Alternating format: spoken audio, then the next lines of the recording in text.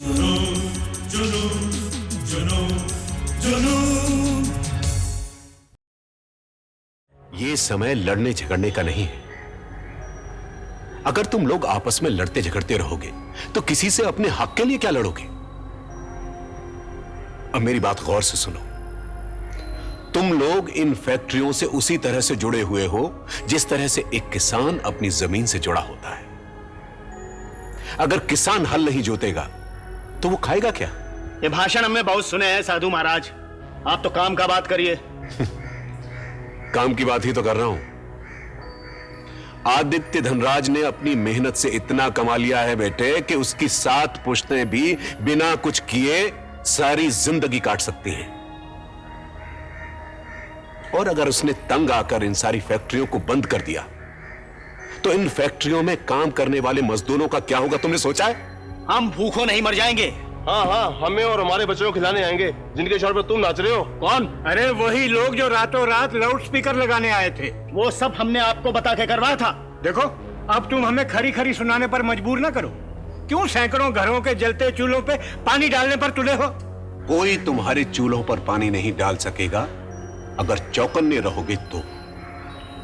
सोचो, समझो, ये कारखाने उतने ही तुम्हारे हैं जितने के आदित्य धनराज के। ये सब कहे का बात है साधु महाराज। आप लोगों से बात करने से पहले मैंने इस मसले पर आदित्य धनराज से एक लंबी बातचीत की है और वो भी यही कहते हैं कि वो आप लोगों को मैनेजमेंट में शामिल करेंगे। ईमानी बात तो ये है लाला जी, उन्होंने हमें कभी किसी जायज मांग पर तरखाया नहीं, बल्कि उसे फौरन पूरा किया। ये सब कुछ मुझे मालूम है और अगर आप लोग भी इस बात को मानते हैं तो फिर झगड़ा किस बात का है? झगड़ा तो होगा साधु महाराज, और ये झगड़ा जब तक होगा जब तक कि इन कारखानों में हमारी नहीं सुनी जाएगी, तब तक ये झगड़ा चलता रहेगा। नहीं, ये झगड़ा तब तक चलता रहेगा जब तक तुम और तुम्हारे उकसाने वाले चाहेंगे। हाँ, अरे तुम सब इन सरमाएदारों के हाथों बिक चुके हो। अरे ये साधु हमका छलने के वास्ते यहाँ पर आया है। बैठो बैठो यहीं का चरणों में। गैरत। अब कोई इसकी बातों में नहीं आएगा। हम कल ही से काम पर आएंगे, ये बात तय है। अरे भाई, लेकिन उससे पहले अपनी मांगों को आदित्य धनराज से लिखवा कर तो ले लो। हमें उन पर पूरा भरोसा है लाला जी। तो फिर ठीक है। मैंने कहा था ना राजा साहब कि ये लाले की औलाद बहरूपिया वापस आ गया है। कोई ना कोई कारनामा जरूर कर दिखाएगा। अब देखिए, अभी आया है नहीं कि अच्छी भली चलती हुई हड़ताल को बंद करवा दिया। क्योंकि आप गलत यूनियन लीडर्स को केके के पास ले गए थे। अब आप मेरा दिमाग मत चाटिए और यहां से जाइए जाइए। चाहता हूं, लेकिन जाने से पहले यह जरूर कहूंगा कि आपका केशव कलसी लाले का मुकाबला नहीं कर सकता, बिल्कुल नहीं कर सकता। तो क्या आप उसका मुकाबला कर सकते हैं? उसी लाले ने आपको सड़क पर फेंकवा दिया तो आपने उसका क्या कर लिया? मेरी समझ में नहीं आता है कि आप अपनी ड्यूटी छोड़कर बार बार मेरे पास क्यों आ जाते हैं? वो क्या है राजा साहब कि जब आदित्य का पलड़ा भारी होता देखता हूं तो मुझसे रहा नहीं जाता। मैं स्टोर में ही ठीक था। कम से कम स्टोर में रहने से ये तो था कि धनराज वेला में क्या हो रहा है उसका पता नहीं चलता था। ठीक है, कल से आप स्टोर में बोरियों का हिसाब रखेंगे। राजा साहब, आपने मेरा कल्याण कर दिया, भगवान आपका कल्याण करे। अब आप मेरा पिंड छोड़ेंगे या नहीं? नहीं, छोड़ दूंगा, बिल्कुल छोड़ दूंगा। जा रहा हूं, अब आप देखिए मैं जा रहा हूं। पता नहीं इस पागल से कब पीछा छूटेगा।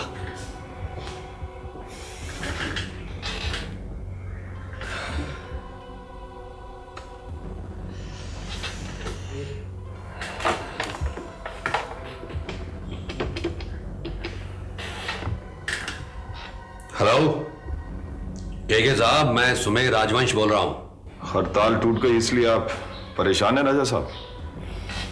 हाँ केके साहब, आपके आदमी ढीले पड़ गए और उस रईसजादे की मशीनें फिर से चलने लगी। फिर बंद हो जाएंगी। आप हुक्म कीजिए तो जलकर राख हो जाएंगी। नहीं नहीं, चलने दीजिए उसकी मशीनों को। उसे परेशान करना था सो कर लिया। फिलहाल आप अपना वक्त उसकी फैक्ट्रियों पर जाया मत कीजिएगा, यही कहने के लिए मैंने फोन किया है। नाराज हो गए आप? अरे नहीं नहीं केके साहब, आपसे भला कौन नाराज हो सकता है। मैं वाकई अभी फिर से उसे तंग नहीं करना चाहता। उसे कुछ देर के लिए खुश हो लेने दीजिए, आगे देखेंगे क्या करना है। Anyway, thank you very much. You welcome. आइंदा इस नाचीज की खिदमत की जरूरत पड़े तो बंदा हाजिर है। Good bye. बाय।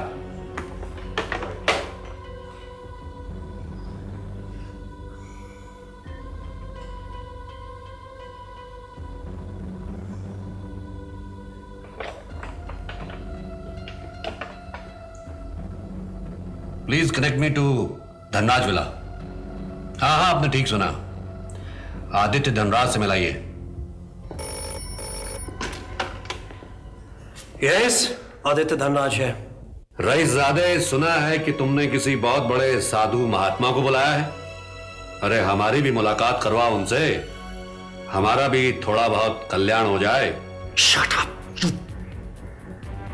मेरी फैक्ट्री में हड़ताल करवाता है तू देख अब मैं तुझे कैसे धूल में मिलाता हूं।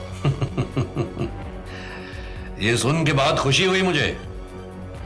तुम्हें थोड़ी बहुत मर्दानगी का एहसास तो हुआ, कुछ तो हिम्मत पैदा हुई तुम में। अभी कुछ नहीं हुआ, हिम्मत तो तू अब देखेगा मेरी।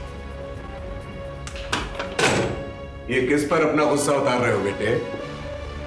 लाला जी, वो सुमेर राजवंश था, आपके बारे में पूछा था।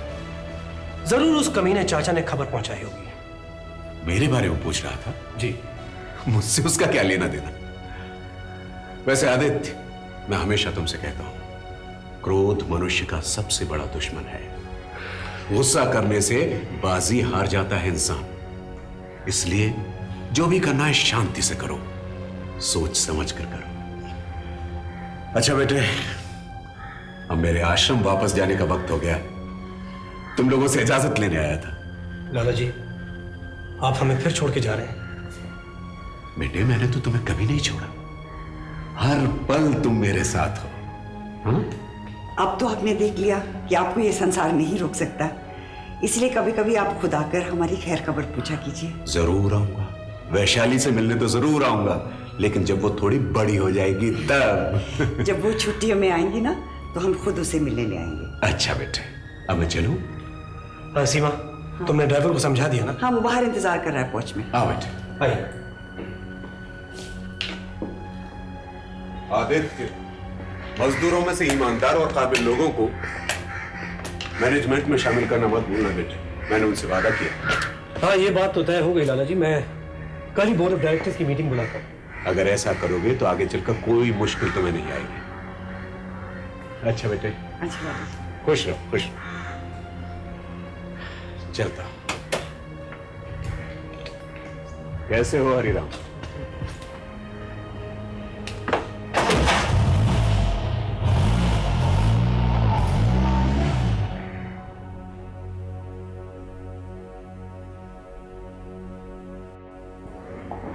काफी अपसेट लग रहे हो। उसने फोन पे ऐसी क्या बात की जिससे तुम इतने परेशान हो गए? मजाक उड़ा रहा था मेरा। कह रहा था कि उसे बड़ी खुशी हुई कि मुझ में मुकाबला करने की हिम्मत तो पैदा हुई। कितनी बार कहा कि उसके 50% से ज्यादा फ्लैट्स जो हमने खरीदे हैं उन्हें अपने लोगों से भरवा दो, उसकी सारी भूख निकल जाएगी। नहीं सीमा, मैं कुछ और सोच रहा हूं। मैं सोच रहा हूं कि अपने तमाम फ्लैट एक एक करके उसी दाम पर बेचूं जिस दाम पर मैंने खरीदे थे, क्योंकि उस वक्त से अभी तक 20% कीमतें बढ़ चुकी हैं और वो अपने नए फ्लैट्स की बुकिंग 25% ज्यादा पे कर रहा है। इस तरह सारे फ्लैट्स की कीमतें गिर जाएंगी और उसके सारे प्लान्स पर पानी फिर जाएगा। लेकिन इसमें हमारा नुकसान भी होगा। ज्यादा से ज्यादा 1%, और वो रकम उस मुकाबले बहुत कम होगी जो उसने हमारी फैक्ट्रियों पे हड़ताल कराने में खर्च की होगी। हिम्मत देखता है मेरी, धनराज खानदान की हिम्मत। Fierce competition among builders. Many companies in the field. अब आएगा मजा। आइए आइए भाटिया साहब, आइए। मैं ना कहता था कि कंस्ट्रक्शन और रियल एस्टेट के मुकाबले की दौड़ एक नया ही मोड़ लेगी। अब देखिए, फ्लैट्स के रेट्स जो ऊपर जा रहे थे अब एकदम से क्रैश हो रहे हैं। अब आएगा मजा। ये आज का अखबार देखा? अरे भाई, तुम इतनी बड़ी खबर सुनने के बाद भी चुप हो, कुछ रिएक्ट ही नहीं कर रहे। क्या बात है?